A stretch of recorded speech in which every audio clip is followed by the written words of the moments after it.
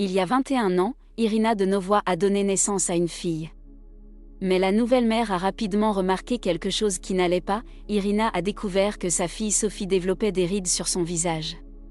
Selon Irina, le visage de son enfant ne vieillissait pas jour après jour, mais plutôt heure après heure, peu de temps après que les médecins ont révélé que Sophie, comme Irina a nommé sa fille, souffrait d'une maladie génétique congénitale appelée progéria, qui provoque un vieillissement 8 fois plus rapide que la normale.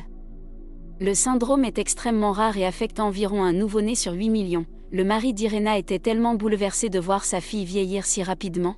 « Je ne supporte plus cet enfant », a déclaré le père de Sophie avant de prendre ses affaires et de partir.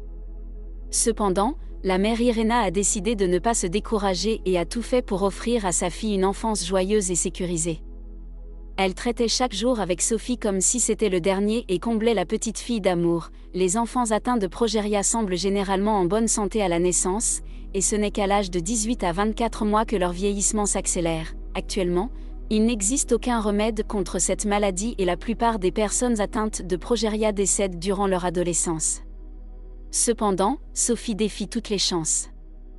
La mère de Sophie, Irina, a décidé de donner à sa fille tout l'amour et les soins du monde, mais cela n'a pas été facile. Les autres enfants de son quartier se moquaient d'elle et ne comprenaient pas cette petite fille ridée. « Grand-mère, pourquoi portes-tu une mini-jupe » ou « Pourquoi joues-tu avec les enfants » demandaient les enfants à Sophie. Irina était dévastée en entendant comment sa fille était traitée.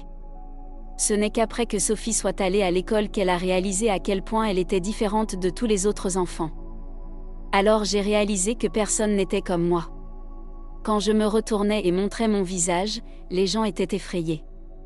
Je me demandais ce que j'avais fait pour mériter cela, mais je n'ai jamais trouvé de réponse, confia Sophie à FT. Elle continue, j'y ai beaucoup réfléchi, mais si je ne pouvais pas être acceptée pour mon apparence, j'ai décidé d'essayer de changer mon image en montrant qui j'étais à l'intérieur.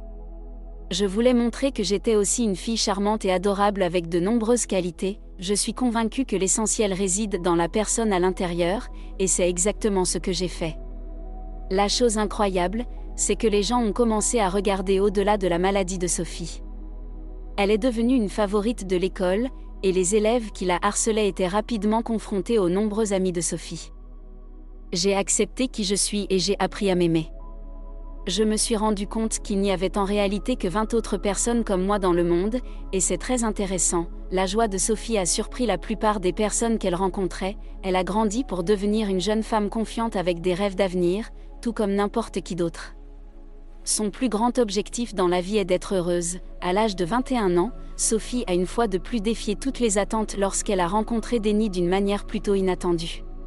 Il l'a appelé par erreur après avoir composé le mauvais numéro, et les deux ont commencé à discuter, se sont rencontrés et sont tombés amoureux.